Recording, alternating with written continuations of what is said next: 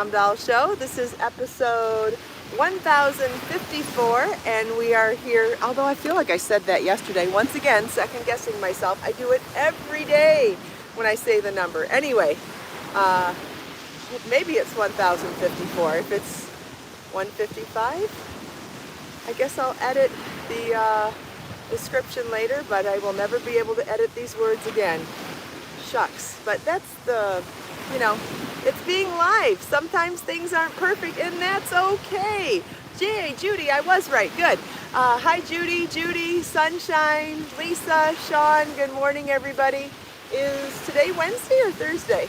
Wow, I'm sounding really put together now, aren't I? I think it's Wednesday. Happy Hump Day. Hi, Val. Hi, Judy. Good morning. Hi, Joe. Hi, Thea. It is Thursday? Okay, it's not Happy Hump Day. It's Happy Friday Eve. How's that instead? It's Thursday. Okay, great. Hi, Nancy. I've been busy. And whatever.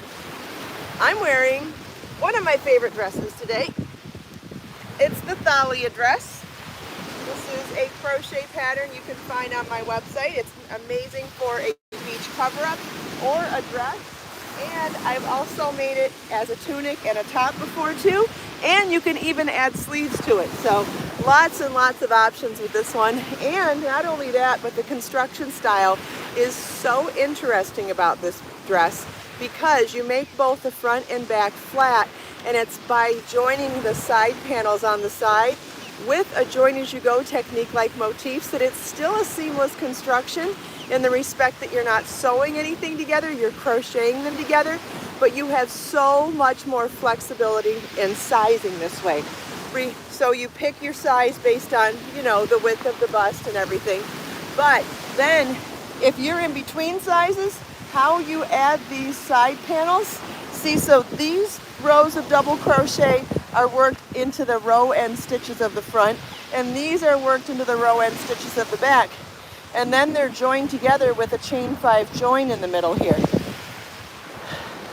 These are elements that we've done in crochet motifs forever, but to add that element to a garment construction not only is a super easy way to make garments and join them together, but it's the way that you can add more flexibility to the sizing as well.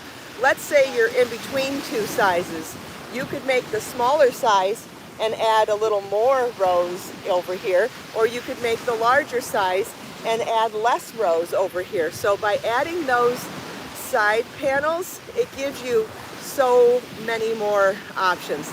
Yes, of course there's a pattern, Marcia. That's what I've been talking about. It's on my website. It's called the Thalia Crochet Dress Pattern, and Judy's already posted the link in the live chat, I believe. So you can click on that if you want. And if you don't want to click on that right now, you can always wait till the show's over and check the video description. All the show notes will be there.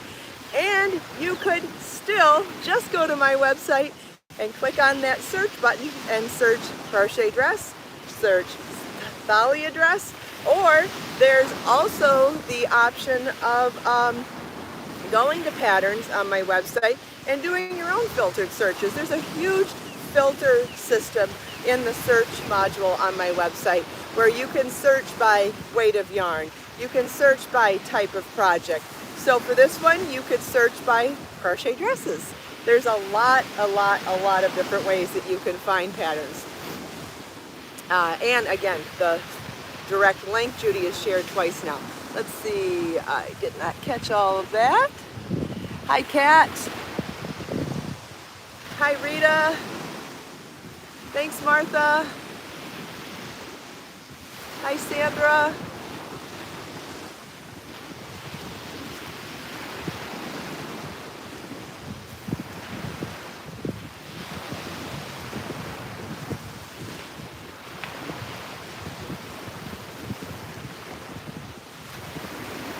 All right, well, I think many people have made it over here again from pre-chat notifications, so I will say welcome once again. Welcome back to the Kristin Omdahl Show.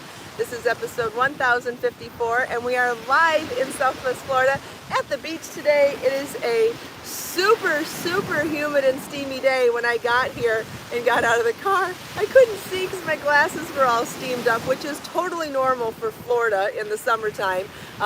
In fact, it started today. It will continue every day now for many months. But yeah, when you get out of the car from the air conditioning and go right outside from air conditioning, your glasses do steam up here. But it's okay.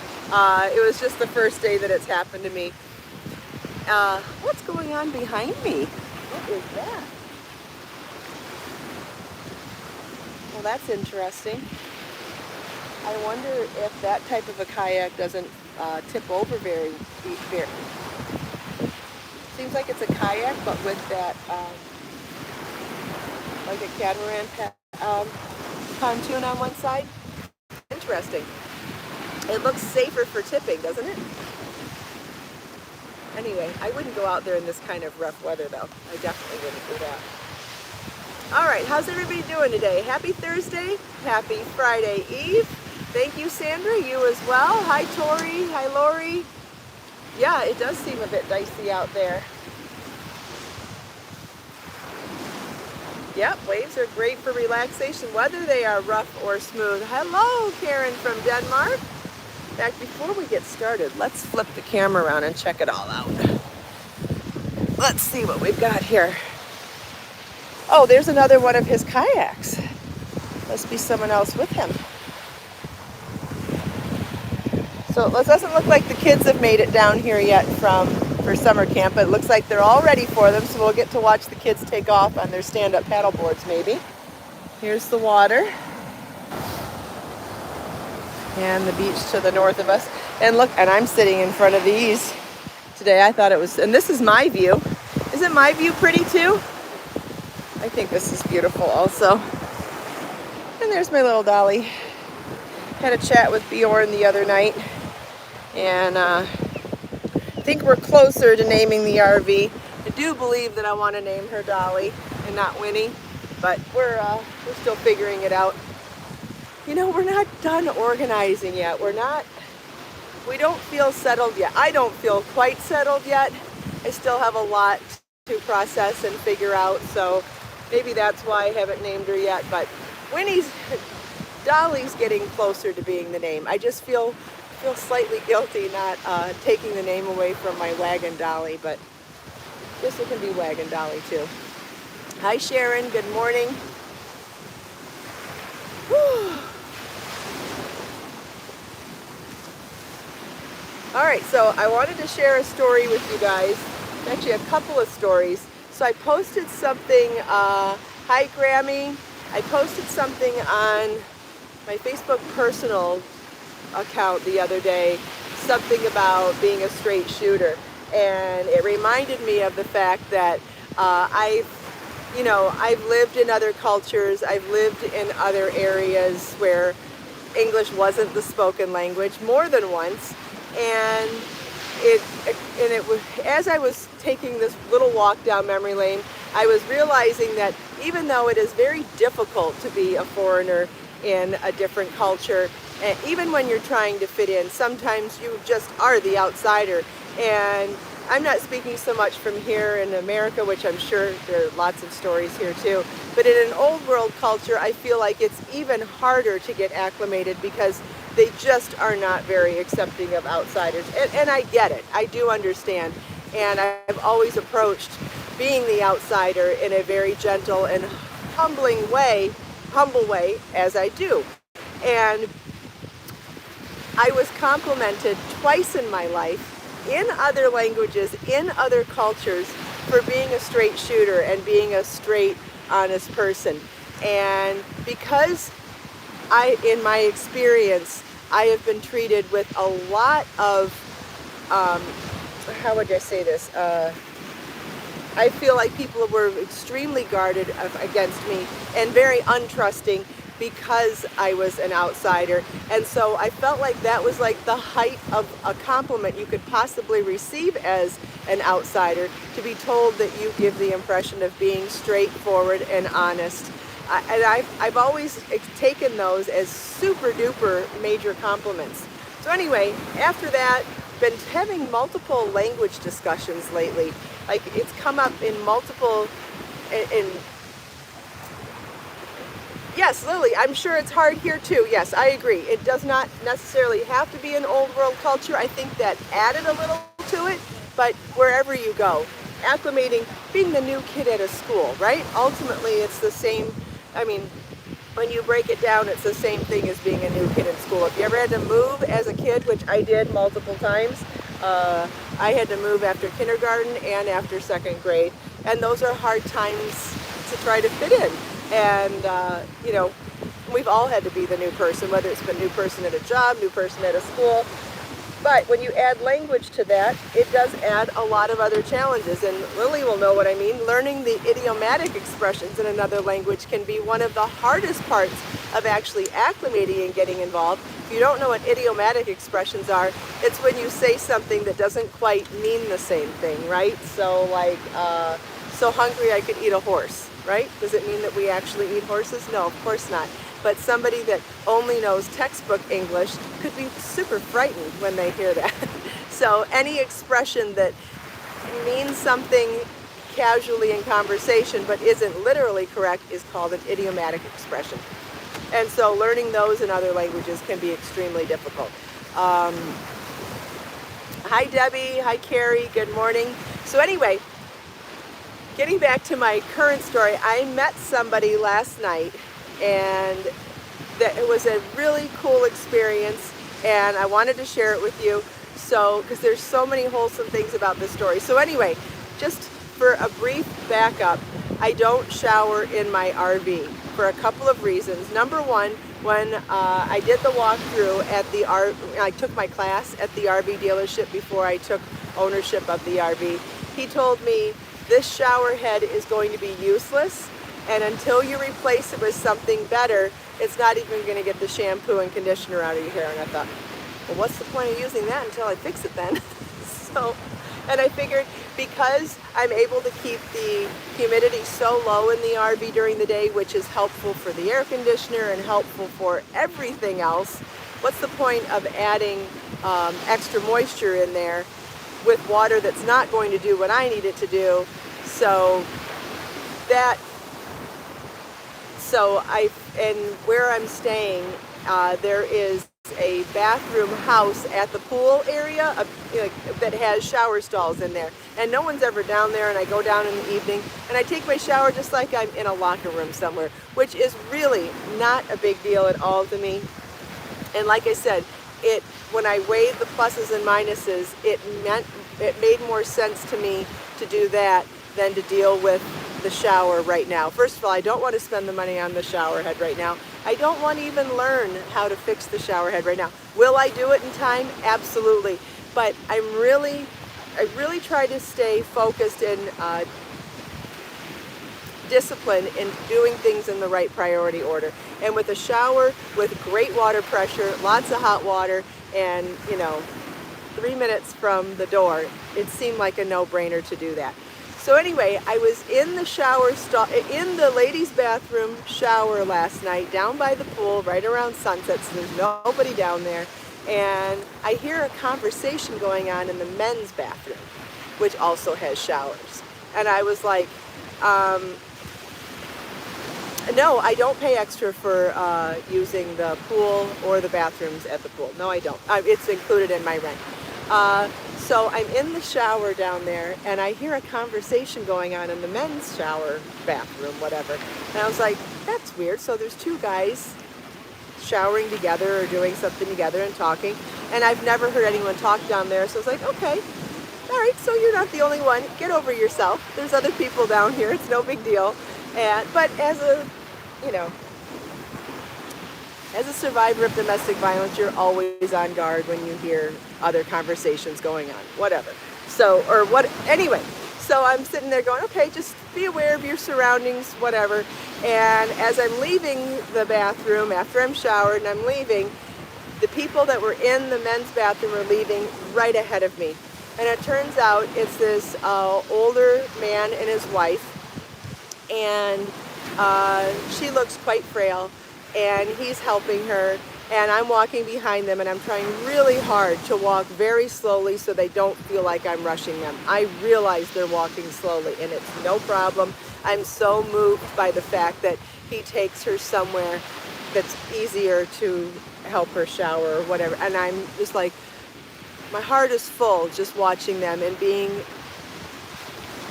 witness to this beautiful situation. So I'm happy already. And as we're approaching the end of the walk before getting to the parking lot, they sit down on a bench, and I'm feeling bad thinking, oh, they probably sat down because they feel like I'm rushing them. And then I'm thinking, oh, well, maybe she's resting, maybe the walk is long, whatever. So as I approach them, he says hello, and I said good evening to both of them. And then he starts chatting, and he says, so where are you from? And he's got a bit of an accent, and I can't place it right away because he's very lively and jubilant. And he said, I said, I'm from Michigan. He goes, oh, how long you been here? I said, oh, you mean how long I've been here? I said, I've been here for 1 month. And then he says, oh, he goes, I said, how long have you been here? He goes, 18 months. I said, from where? He goes, well, I'm originally from Montreal. And I said, no kidding, so am I. And so we ended up having this very long discussion about Montreal and languages, and come to find out, and he says, do you still speak French? I said, just a little bit, but we did speak in French. And as we're sitting there and I'm talking to him in French and English, hair wet still, dirty clothes in my bag, shampoo and conditioner in my bag, like I just left the public shower, and I'm having this conversation in multiple languages with him. And he goes, do you speak other languages? I said, well, yes, I do. And so I start talking to him about the fact that I speak French, Spanish, Italian, Hebrew, and Arabic, but I'm out of practice in most of them and whatever. And oh, that's so fascinating. He tells me he speaks Greek and something else. Anyway, this woman comes around the corner, speaks Spanish, does not speak English, and is needing assistance. And so I start speaking to her in Spanish to help her realize that the office, she wants to talk to them in the office about how much it costs to live there, like she's interested in moving here. And so I'm having to explain to her that the office is around the corner and they open at 9 a.m. and you can find out then. And so I'm doing this in front of the couple, and they're like, wow, you really do speak other languages? I said, yes. So then we start talking about Hebrew, because he is a retired minister of some kind who is now translating the Bible from Greek and Hebrew into French. And again, I'm still standing there, hair soaking wet, my shower bag on my shoulder, and going, wow, what an interesting run-in with people. Isn't that a cool story? Like, there's just so many different ways that was interesting to me. And to be put on the spot with the other lady and actually be able, it's one thing to say you do something, but to be able to show people that you do it too is two totally different situations. And to be put in a situation where I could help a person who actually needed help at the same time, it was so cool. And how and why and what was the purpose of all that? I don't know, it was very cool. It was just so interesting how it all played out, and how much thought and how much focus I had on all of it just from hearing their voices from the very beginning.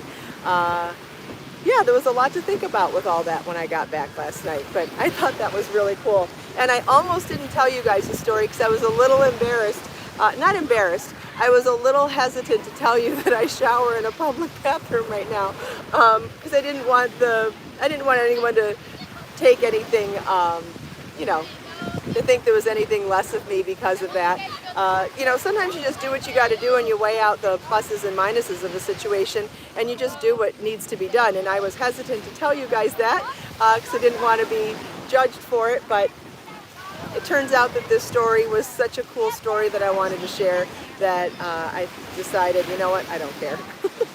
Because ultimately I don't care, and that's why I shower like that right now. Yes, and I made new friends, and so it was important to me this morning to tell you the story after all, and to get outside of my head.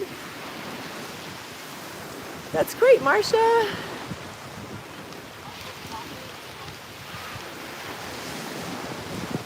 And no, I do not recall if anybody knit or crocheted in any of that situation. It was really more language based last night, but also another love of mine. So yes, everything happens for a reason, absolutely. Yes, at least I shower. Good point, Chris. Yes, God works in mysterious ways, absolutely. And I don't know, I thought, you know what, this whole experience last night touched my heart and really moved me last night. And that's why I thought, I don't have like a specific like moral of the story to share with you other than to share that it moved me. And honestly, the more often we can talk about the positive stories and the things that move us, I think we could really, you know, bring more momentum to positivity. Anyway, thanks, Lily. Yes, Marcia, meeting more languages is such a wonderful thing to gift yourself with because you can speak to so many more people then. It's so wonderful. In fact, I can't give away what I'm doing later today, but I'm going to be speaking to someone in Hebrew a little bit today too, and I am ridiculously excited about it. Most of the conversation will be in English, but there will be a little Hebrew today too, and I will be able to tell you guys about it sooner than later, but I can't tell you about it today. How's that for a tease? Oh my gosh. And did you see all these kids behind us? The kids are back. I was so busy talking I wasn't focused on them, but they're back. Aren't they so fun to watch? I don't know. I remember last summer I got such a kick out of watching them go by too. All right, if you are looking for a way to learn languages, there are free apps and free websites, and there are lots of free sources where you can start learning languages. Absolutely. Yes, there are so many ways to create, share, and inspire. What a good point, Judy. Yes.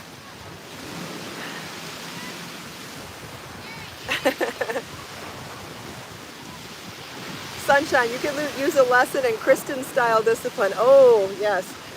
I should talk about my discipline point of view sometimes, because I know that is one thing that I will even openly say I'm very good at being disciplined.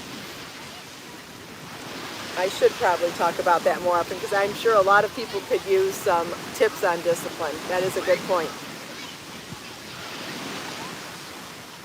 Can I recommend the apps? The first app that I use that was free is Duolingo. That's definitely free. Because languages are important to me. Just like when I was saying the other day, no reason to buy expensive tools until you're serious about anything that you're doing. And so for many years, I only used Duolingo app, which was totally free. And at this point, I do have a lifetime membership of Rosetta Stone because it is a superior program and it's an app. And it's funny, I stopped using it a while ago because of life. I do need to make sure that I have that up and running on my phone again, because I actually have plans to learn more languages because languages are so wonderful and I love them so much. And I would like to get more conversationally strong skills back in the languages that I do speak now. Language art, I guess, or language skills. I love languages, period, and I love speaking to people in other languages. It's so fun to me.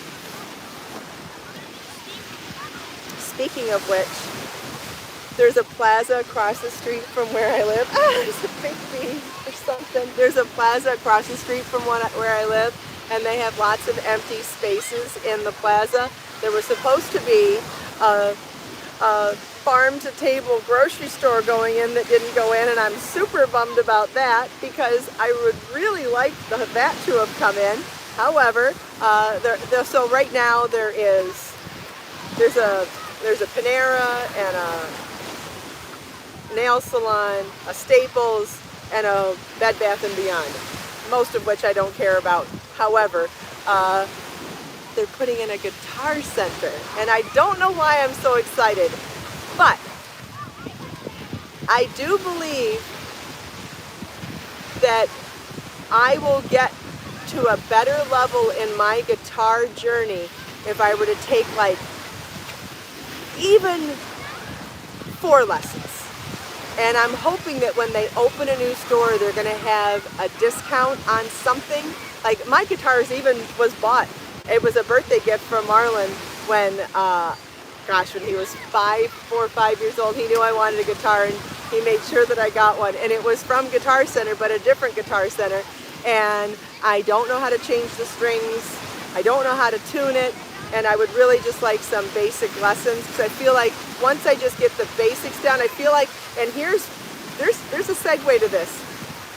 I feel like my journey with guitar and piano is very similar to many of your journeys with knitting and crochet. I feel like a lot of you are either, staunch knitters and have a desire to learn to crochet, or are experienced crocheters and have a desire to learn to knit. And there's something about being really good at one and having a hard time going over to the other. Now, when I learned knit and crochet, I learned them at the exact same time. And for me, that worked very well. I didn't have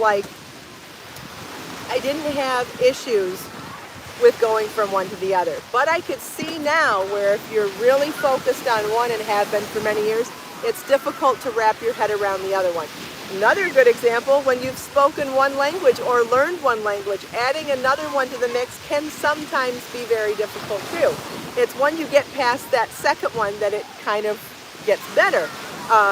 So I think that I'm struggling to play guitar from piano the same way a lot of people who are knitters or crocheters struggle to move on to the other one. So I feel like it's quite a good lesson for me to have, and great epiphany for me to have at the onset of starting introduction to knitting classes and beginner classes for crafters, because I'm experiencing the same sort of thing with the piano and guitar at the same time. Like, that's not a coincidence either, you know what I'm saying? And so with Guitar Center opening up across the street, and I'm hoping that in their, grand opening they'll have discounts on stuff. I'm hoping to take some beginner classes and see if I can really get myself over that first hump of struggling to go from piano to guitar. And I think the fact that I don't have my piano with me anymore, and I do have my guitar with me, is going to force me to not say, oh, well, I'll just play piano instead. I can't anymore. I wasn't able to bring my piano on the RV. So I only had room for the guitar, and it has sat there now and not been used. Granted, I've had injuries and stuff and had a lot to do, but I'm hoping that, anyway, I've rattled on about this for a long time. It's really important to me, can you tell? It's really important to me to get music back in my life, and I feel like I'll feel a little more normal when I have music back in my life. Who knows, maybe I'll take singing lessons too. Steffi misses her piano too. Yeah, I miss being musical right now. In the driveway at night with Bjorn, I sing, but that's just singing to Bjorn.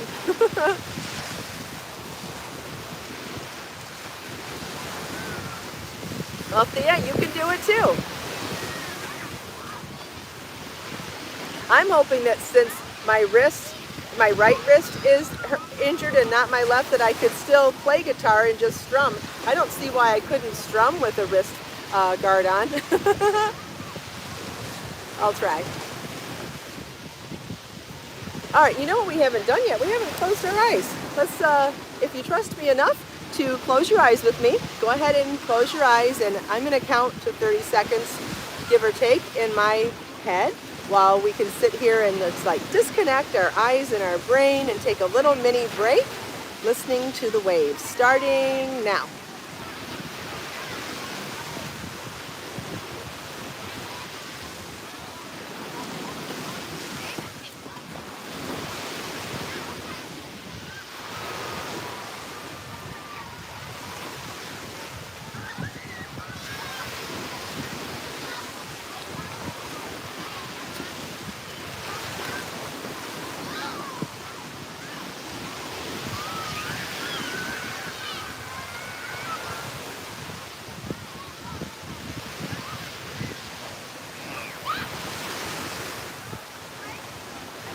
Okay, my eyes are open. You can open yours too.